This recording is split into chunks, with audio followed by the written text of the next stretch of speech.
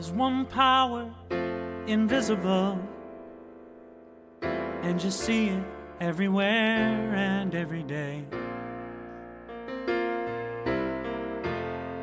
One power, indescribable, and you speak of it with every word you say. Mysterious until you know the truth. As simple as the love inside of you. Call it God, call it Spirit, call it Jesus, call it Lord, call it Buddha, Baha'u'llah, angels' wings or heaven's door. But whatever name you give it, it's all one power, can't you see? It's the power of the love in you and me. One power, one power. Good morning and welcome to the Center for Spiritual Living, Midtown, Atlanta. Such is the nature of life that all it asks and all it wants is the opportunity to appear. You are that opportunity. So am I. So it is. Whoever you are, whatever path brought you here today, know that you are welcomed and celebrated. We know who you are. You are an individualized expression of the divine life in which we all live. We are life's opportunity to be someone unique and wonderful. So you are welcome to be part of this community in whatever way serves you. Here's our vision statement. We are a strong, open, globally connected community centered on the clarity of principle through teaching, service, and practice. We create a safe and respectful environment that supports healthy spiritual growth. And for a better understanding of who we are, what we teach, listen to our Declaration of Principles as written by our founder, Ernest Holmes. A few of the Declaration of Principles we live by. I believe in one God, one absolute power, and first cause to all things. I believe that this power is perfect love, and it creates out of a desire to express love. I believe all thought is creative, and how I choose to think creates my personal experience. I believe in the unity of all life, and the immortality of the individual soul forever unfolding. I believe in the eternal goodness, the eternal loving kindness, and the eternal givingness of God to all. And so it is. So grateful, hey. So it is. So a practitioner is someone who's demonstrated the ability to use spiritual laws and practice to bring about great changes in their lives. And they've also demonstrated that they know how to do this with others when asked. Licensed by the Centers for Spiritual Living, they're available to you to provide spiritual guidance and support in those areas where you need or you're looking for assistance. And you can contact them through our website, cslmidtown.org. Today, we've got one of our amazing practitioners to share good ideas and an affirmative prayer called the Spiritual Mind Treatment. Welcome, the practitioner for this morning, Norma Roberts. Welcome, Norma. Thank you so very much, Vance. You're just the greatest. You are. And good morning to all of you. It's so very good to be here and share with you today. You know, we have a Science of Mind magazine that has such inspiring messages, and I've chosen one I would like to share with you today. The message is quite long, so I've only taken interesting excerpts from it. The title is Interbeing, Interconnected, Intertwined. I like this article because it speaks of our oneness with all. And then all doubt is changed to faith. You know, Ernest Holmes says, the more completely we are able to see God in everything, the more completely will the one God in all things respond to us. This article goes on to tell us our beliefs, thoughts, and actions have power and are created in all that we see. But this creation does not occur in a vacuum. I do not create separate from you or separate from all of life. Instead, my creation is intertwined with everything. Understanding our interbeing creates an awareness that what I give to the universe impacts not only me and not only you, but everything. When we fully grasp this, not just in our brains, but in our whole being, we can begin to understand the magnitude of our connection. The interbeing, the connection means the decisions in our lives not only support us individually, but also supports justice, peace, love, and equality in the lives of others. Reciprocity does not say I'm going to give so I can get, or I'm going to take because there may not be enough, or even you get to have this, but only if you can prove your worth.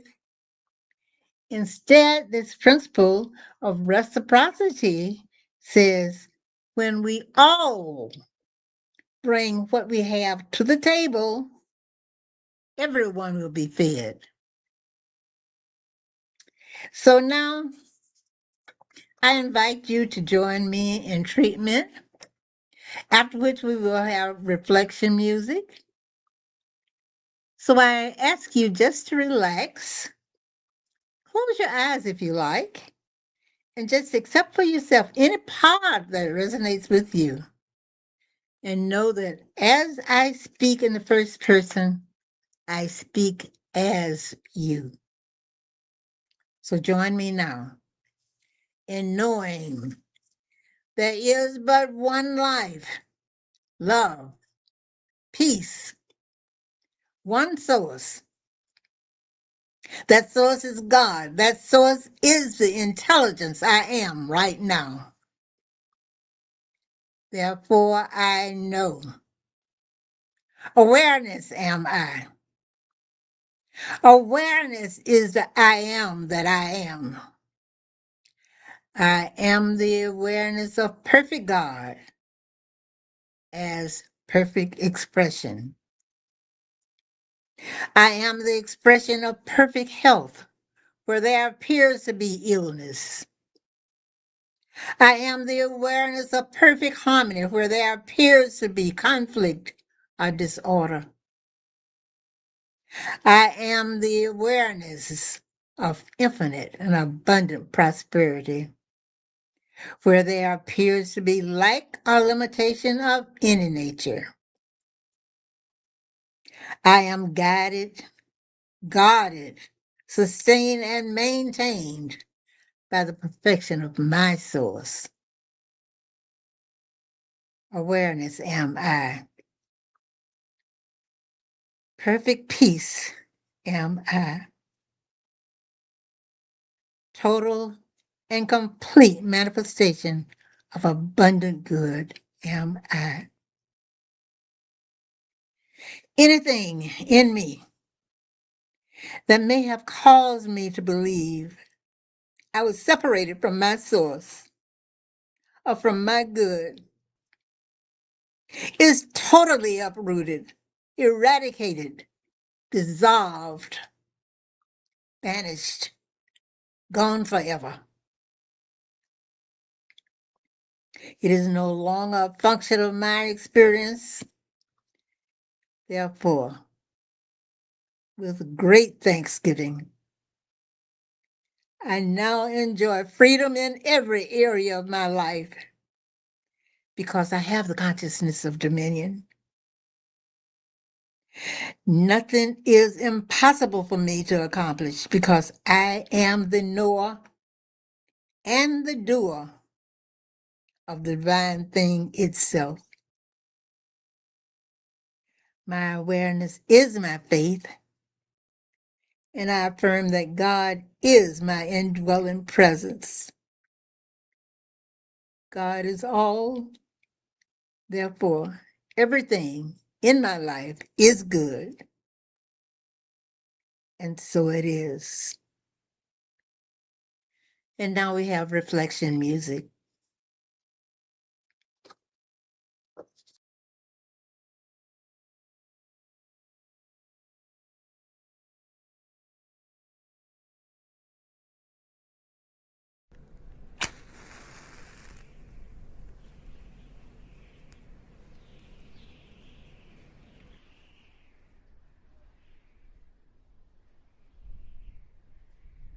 Dear God, I found my way home. I found my way home. I found my way home. Dear God, I found my way home. I found my way home. Dear God, growing up I always prayed. Said your name probably over 100 times a day. Never met you, couldn't see you, but had a lot of faith. Thank mom and dad for introducing us at a young age. As I grew a little older though, so did my mind. Curiosity turned to skepticism in due time. Began questioning all the rituals and little rhymes from the sacred books. They said you wrote each and every line. How could you? But they said you did, so you must have. Wasn't 100% sure, but in them I trusted. So I bowed, kneeled, sat in silence, and even read. Went to the temple and prayed every night before bed. Looking back now, I'm not really sure what prayer meant. I guess closing my eyes and doing what other people said, and asking for things like any other kid. Interest in the relationship that you and I had, hold my hand, so I don't walk alone. Call me name, don't know where to go. I found my way, I found my way, I found my way home. And now I'm yours again. By the time I got to college, God, I prayed much less, except for before eating. Understandable, I guess. See, I wasn't clear from the start as to who you really were. Then I saw and heard so much fear, it all became a blur. I thought religion was supposed to be pure and not bad. And when I saw people use your name in vain, it made me sad. And that was just the start. Even worse was segregation. Temple, mosques, church, synagogues, and different congregations. They all spoke your gospel, even posted up your paintings. But behind your name, in the dark, they murdered and defamed. Instead of love, God, intolerance and greed has pervaded. Hollow at the marketing, but shallow in the faith. I was jaded, God, didn't really understand the reason how all your children in your name could dare commit treason. So I kept my distance and just prayed that one day you'd bring it all together in my heart and just explain. Hold my hand, so I don't walk alone. Call me name, don't know where to go. I found my way, I found my way, I found my way home. And now I'm yours again. When I hit 30, God, the clouds started to part. The answers started seeping in. I think you heard my call. You started showing up everywhere, not only when I'd fall, but every small blessing, I could start to feel it all. The love, the patience, the angel, the Satan. How we're all sinners who fall, but get up to be saints. The humility, the grace, acceptance of all the change. Suddenly not being kind started to feel strange. You used to be a statue, but not anymore. I see you more outside those walls than inside those doors. Your mother nature, the sun, the water, and the dirt. My enemy, my best friend, what hits me at my core. Most of all, you're my teacher to be a better soul. Falling down, getting up, so every moment I can grow. You are in me, God. You are the deepest root. From darkness to light, you are my inner truth. Hold my hand, so I don't walk alone. Call me name, don't know where to go. I found my way, I found my way, I found my way home. And now I'm yours again. Dear God, I found my way home. I found my way home. I found my way home. Dear God, I found my way home. I found my way home. Dear God, I found my way home. I found my way home. I found my way home. Dear God, I found my way home. I found my way home. Dear God.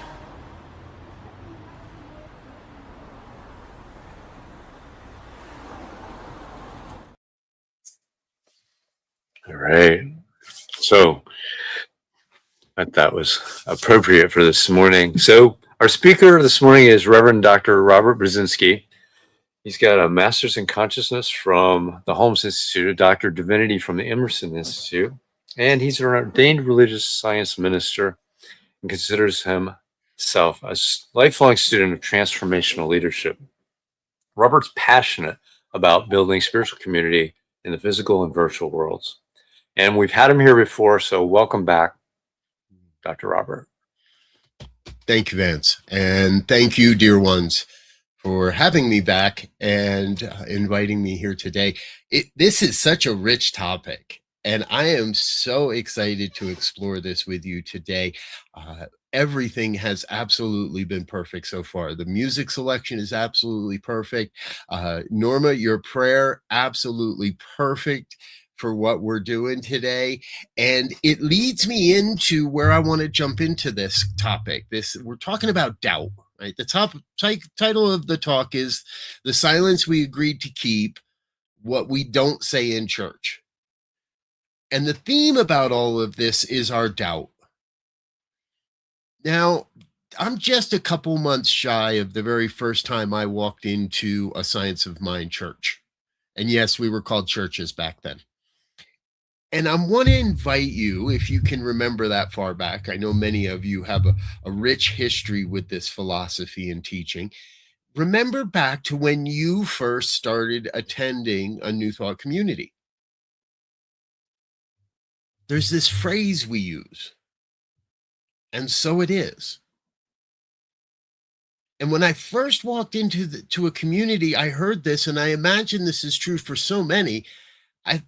My mind was like, what? I don't, what are you talking about here? And so it is. I don't get this. And if you don't jump into classes right away, and a lot of people don't, and that's fine, it takes a little while for our human conditioning to go beyond what we've always been taught. Like many, I was taught that prayer ended with a simple phrase, amen. I'd never heard this "and so it is" thing, and it made me start to doubt. What?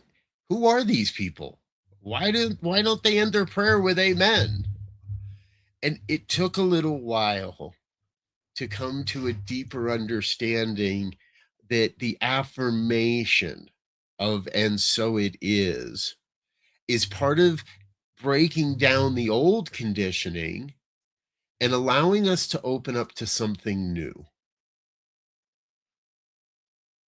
With just under 25 years since that experience, I've gotten to see a lot of communities and a lot of people that sit in the pews or the chairs and sort of believe what we say and sort of believe what we teach, but they might also have a whole lot of evidence that this stuff doesn't work for them. And they're going through the motions because, well, they like the people. They like potluck on Sundays. They like the community that we create, but secretly don't really believe what we say we believe. Most dangerous thing I have seen in a spiritual community isn't heresy. It's the performance of certainty by people who stopped believing years ago and just never told anyone. For many months now, I've been talking a lot about our ability to perform. And that really what New Thought teaches is that we must be the presence over the performance. We need to be the presence of the divine here on planet Earth over the performance of it. So if somebody says something in church or in your center or in a conversation that you don't understand or that you don't agree with, there's absolutely nothing wrong with having a sacred conversation around that. It's in the silence where communities come to die. It's when we're not willing to talk with the person who's sitting next to us that says, hey, I got a hard time understanding this. Or, I love you, but I really don't like holding hands and singing this song that I don't know the words to at the end of every Sunday. That one took me a little while to get used to, too. It's hard. Our mind doesn't want to agree with an idea that says there is peace on earth when we can look at the news or look out our window and see the violence and see the anger and see the wars that are raging. And it is very natural for our humanness to open to the doubt. I want to be really clear today. I've got a couple examples I want to share with you. And throughout those, I want you to remember that the divine is not threatened by your doubt. Really, the only question is whether we can stop pretending that we have doubt.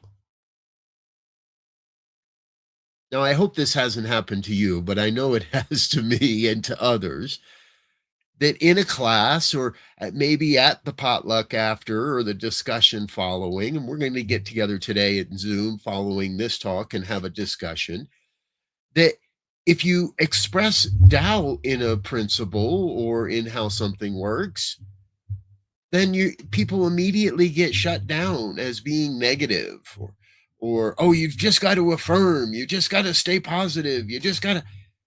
No. Sometimes I go through that doubt, and what it does is actually deepen my faith. The divine isn't threatened by your doubt. So I would like to share a little story with you. I still haven't figured all of this one out, but maybe we'll figure it out in the discussion later. And I was taught in ministerial school that, when something weird happens or something big happens in your life, you don't rush out on Sunday morning and talk about it. You wait a little while till you get the lesson. Yeah, sometimes you need to talk about it too to get the lesson. So if you understand what I'm about to share with you and you have an answer for me, and can help me understand this a little better, please come and hang out in the Zoom room with us if you're online or watching on YouTube or any of that, or if you're already in the Zoom room. I want to process this one with you a little. It starts about 2-3 months ago, and my car starts running a little rough. When I turn it on, it kind of doesn't want to get all the power it should right away. And last September, I was on a road trip and I ran into a gentleman at a roadside rest area, and he asked me about my car. And I said, yeah, I love it. He said, yep, that's the best engine. That's the last great engine that Ford made for motor vehicles, for cars. Ford now is all trucks or Mustangs. And I said, I love it. He goes, yeah, all you really got to do is change the spark plugs once in a while, and it should last you a couple 100,000 miles. I had, about 110 on it, so I'm thinking I'm good for a while. So a couple months ago, the car starts running a little rough, and I flash back to that inspiration that gentleman gave me, and I went, all right, time to change the spark plugs.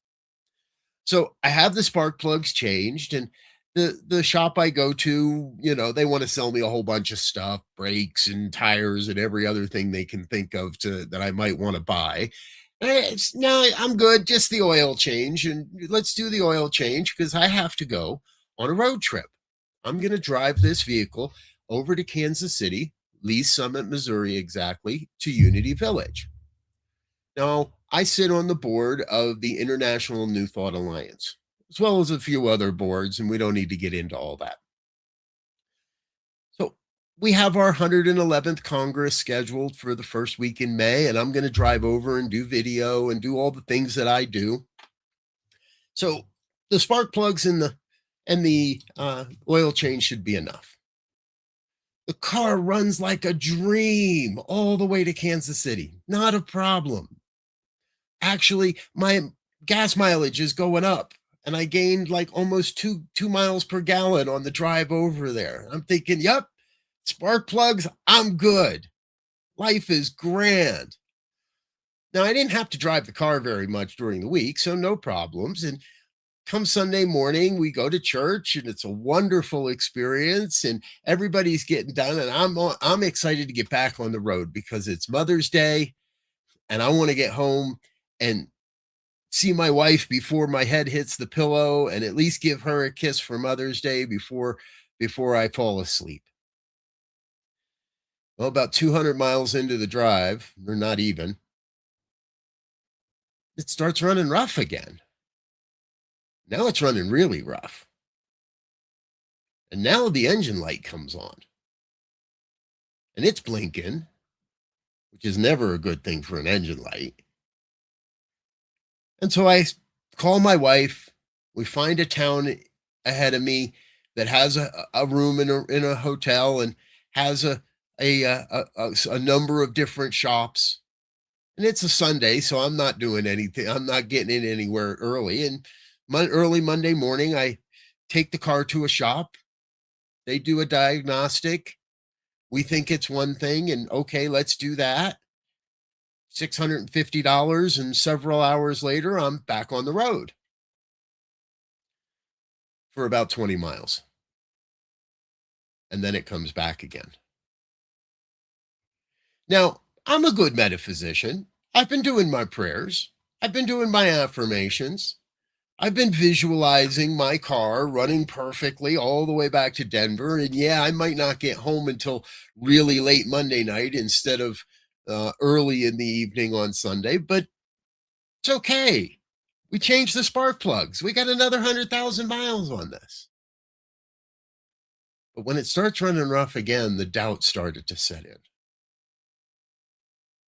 Well, I find another town, Salina, Kansas, actually. If you've ever been there, it's pretty much right in the middle of the state.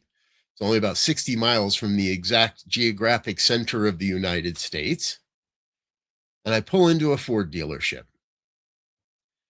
But it's 3:00 in the afternoon, and they're not going to get to look at it till the morning. So off we go to another motel for the night.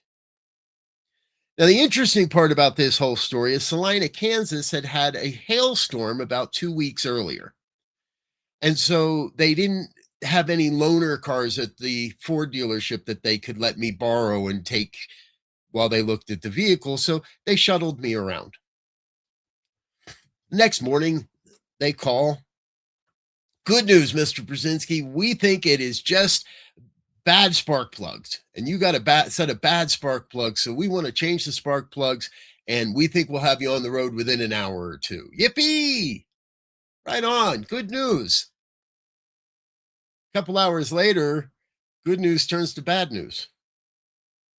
I imagine we've all heard the story of the Buddhist monk whose horse gets stolen and whose son and the horse brings back some stray mares, and the son breaks his leg on the horse, and the army takes all the young men, but his leg is broken. Good news, bad news. Who can tell?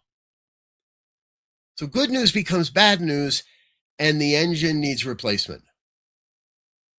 And I'm in Salina, Kansas. Wonderful people in Salina. So the doubt sets in again. Here I am, doing the good work of the divine, supporting the New Thought movement with my ministry, with my life, and I'm about to be left stranded in Salina. Because remember that hailstorm I told you about? Well, all the insurance companies came to town and rented all the rental cars to give to their people whose cars were in the shop from the hailstorm. And there wasn't a single vehicle to rent anywhere in Salina. Not even a U-Haul truck. And there I am, stuck in Salina with a dead vehicle. Now, my wife, being the amazing woman she is, decides on Tuesday afternoon, I'll get in the car and I'll come get you. And she jumped in our other vehicle, drove 6.5 hours. We got 5 hours of sleep, jumped back in our car, and drove home to Denver. The midst of all of this, we're in the process of moving our home. So the doubt is real. How is it that the divine, how is it that God would curse me with a car that dies when I need it the most? Would put me 3 days behind schedule when I need it when I need this time the most? But remember, the divine is not threatened by our doubt. Because what our doubt does is it strengthens my faith. There's a Geico commercial from about 10 years ago or so. A group of elderly women are sitting around talking, and one of them says something about posting a picture on her wall. And the camera cuts over to the physical wall in her home with all kinds of pictures and things posted on it. And her two friends are like, that's not how it works. That's not how any of this works. And I remember that commercial so well, because whenever I begin to doubt, I am reminded that the doubt is reaffirming the truth. The doubt is not how it works, but the doubt points us to how it works. The Science of Mind, Ernest Holmes wrote that to deny the truth in our hour of need is the supreme time to do this work. When things look the darkest, when our mind is saying, why me, God? That is the supreme time to do this work. And not as performance, but as presence. Now I can tell you, sitting in Salina, Kansas, there were more than a couple times I was not exactly happy. The rental car agencies would take a reservation online and then call you 20 minutes later and say, I'm sorry, I don't have a car. So why'd you take my reservation? The people would try to help and it would turn out horribly. I actually spent 2 hours with a salesman seeing if maybe I'll just buy a car. Let's trade this thing in. Let's pretend the motor runs. It was running when I brought it in here. Let's trade this in and buy a car. And they were doing their best. And it would have been really easy to get into my humanness and get a little grumpy with the people that were trying. But our presence says no. Our presence says, watch for the miracle. There's got to be a miracle in here somewhere. Now, I still don't know what that miracle is. The shell of my car is still sitting on that dealer lot in Salina. I'm still trying to find somebody that'll give me something for it. And I'm down a car while we're looking for a new home as we're getting ready to move. It's really easy to get into that place that says, this ain't working. This ain't how any of this is supposed to work. Come on. I got letters in front of my name and letters behind my name. That's got to count for something, right? Now is the time for me specifically. And if you can relate to any of this in any way, then I know there's some story in your life, or there's about to be, where you might want to say, why me, God? And here's the why. Because who you are matters. And how you show up makes a difference. And when you walk into the supermarket and remember that people wear name tags so that you can praise who they are and use their name, not just remember who to complain about at the counter. When you take the time to learn a little more about the people around you. There was a wonderful woman who needed to get her car detailed and was having it done at the dealership there. And rather than get a shuttle or an Uber home and back and forth, she had brought her crafting stuff. And she was sitting at this high table and had spread out her crafting stuff and was doing some crafting. And we had an amazing conversation. We may never talk again. But in that moment, in that time, she asked me what I did. Well, that's a great question. And we got to talk a little bit about New Thought. And we got to talk a little bit about faith. And we got to, and she actually said to me, if I was you, I'd be PO'd right now. You know, I am a little bit, yeah. But my faith is bigger than my doubt. The doubt is real. Pretending it isn't is the silence that kills communities. But the faith, it's okay. God's got my back in this. I thought it would be easy, and I just rent a car and drive home. I didn't really think that my wife would have to drive 6.5 hours to come pick me up and save me. But God's got my back in this. And as I began to reach out to some friends and colleagues for prayer, which is what we do, right? When we have faith, we don't think we have to go it alone. We don't think that just my prayer and I need to keep this quiet from everybody else, and I can't let anybody know that I'm in trouble. I'm having a hard time here today. And so as I reached out to friends and family for prayer and support, one of the organizations that I serve, the affiliated New Thought Network, the board has a discretionary fund. And the board got together behind my back. I'm on that board, by the way. They got together behind my back and voted to send me just about everything that I had spent during this experience. Pretty much covered everything. They didn't know exactly what the number was. I didn't know exactly what the number was going to be.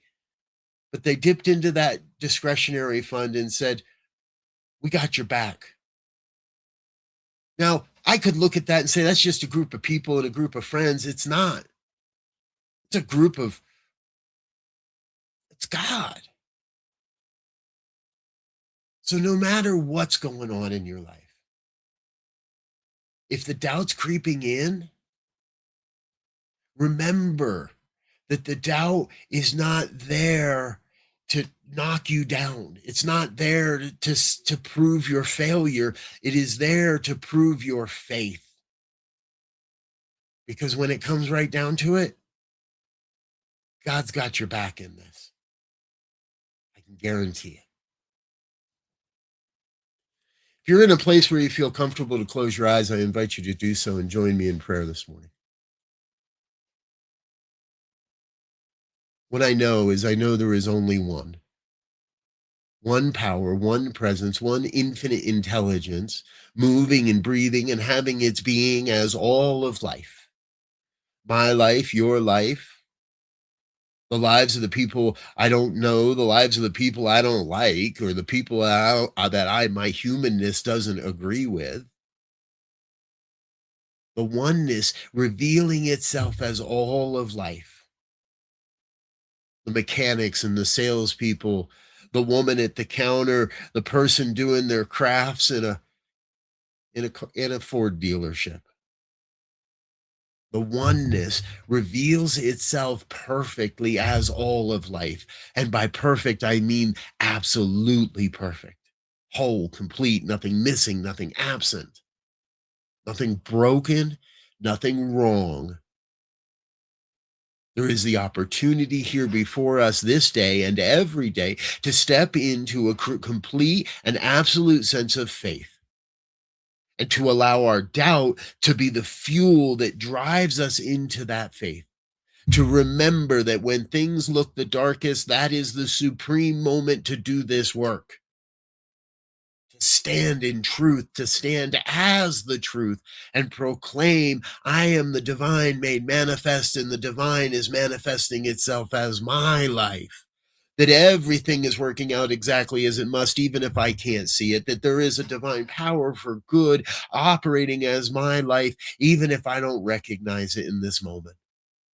to know deep within that all is well and everything is working out for my highest and best good. That the events that are happening in my life are not about me, but they are for me. That the divine isn't threatened by my doubt. I am strengthened in my faith when I speak my doubt and let it be real rather than pretend that it isn't true, rather than pretend that and perform some holy words. We serve at our best when we come to that place of trust and faith that all is well. This is the truth I know. I claim for each one here a deep sense of recognizing that truth operating within their own lives as their lives. Recognize this truth operating as your life right now, and that all is well. So with a grateful heart, I release this word into the universal creative law, the law of the universe, the law of the divine that is already operating upon this word, that cannot return this word void, that is already making this word true in form. I release this prayer into that law and I let it be. And I affirm that truth by simply saying, and so it is. And so it is. Thanks, Dr. Robert. See you over on Zoom in just a minute. All right.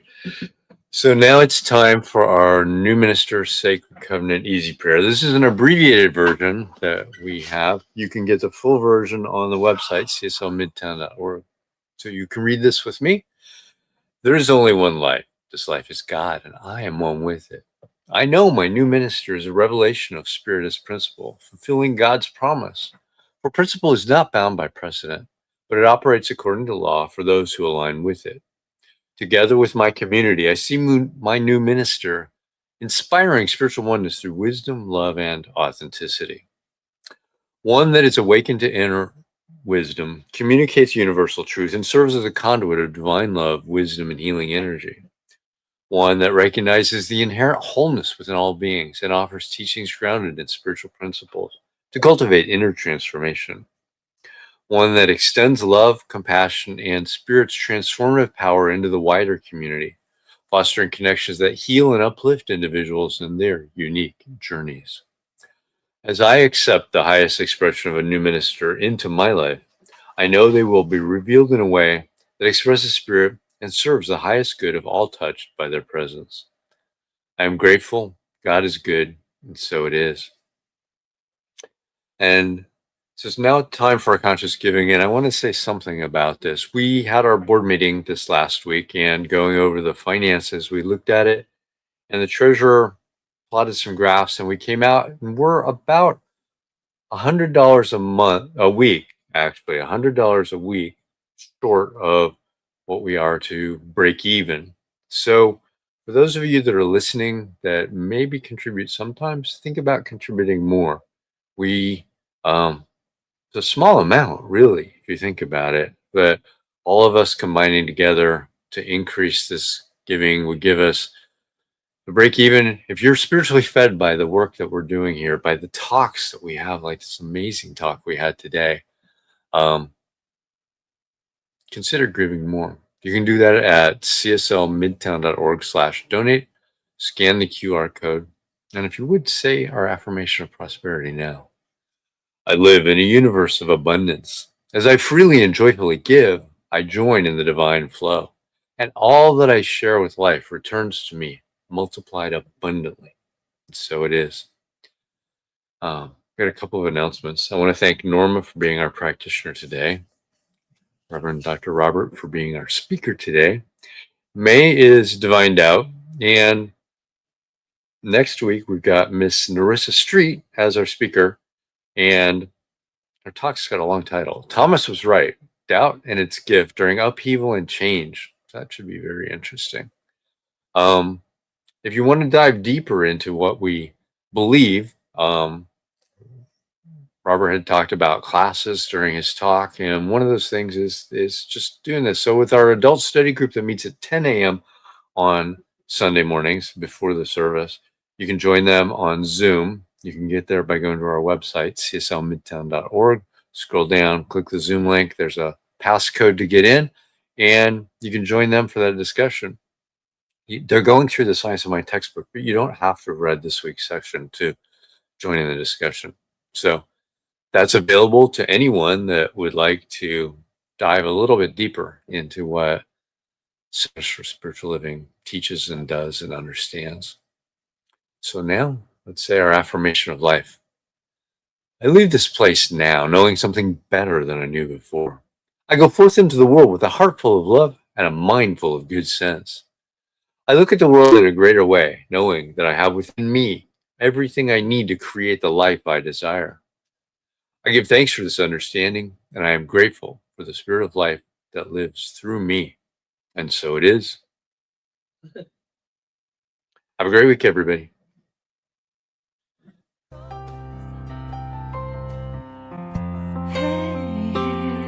I'm so grateful.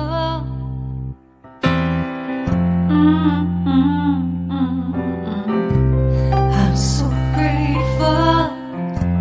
I'm so grateful. I'm so grateful for all that I have.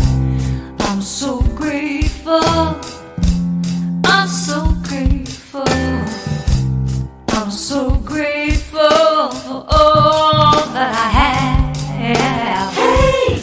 Oh yeah. Grateful. I just say I am so grateful every day for all I have. Every day. I'm so grateful. I'm so grateful. I'm so grateful for all I have. Every day I say it. Grateful. How I'm grateful. Every day. Oh yeah. I am so grateful. Oh yeah. I'm so grateful. 'Cause I accept and I receive.